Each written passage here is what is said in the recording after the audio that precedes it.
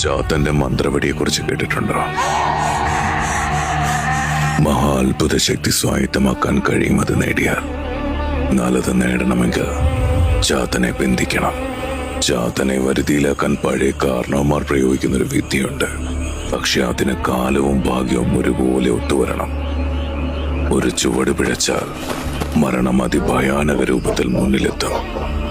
ചാത്തൻ എത്തിക്കും.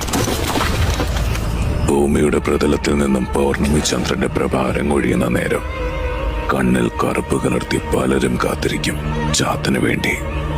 പ്രത്യേകിച്ച് പ്രസവിച്ച പശുവുള്ള വീടുകളുടെ അടുത്തായി.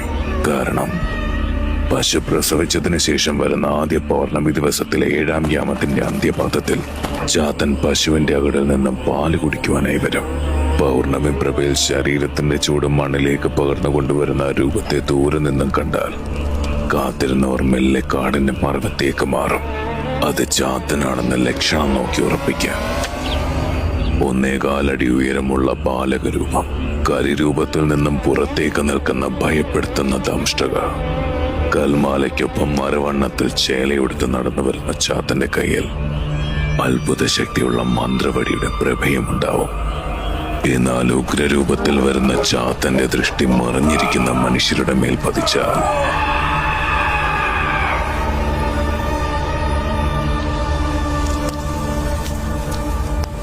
ചാത്തന്റെ ഈ കഥയ്ക്ക് ഒരു 2ാം ഭാഗം അനിവാര്യമാണ്. ഒപ്പം കനവ് കഥയ്ക്കായുള്ള നിങ്ങളുടെ കാത്തിരിപ്പും.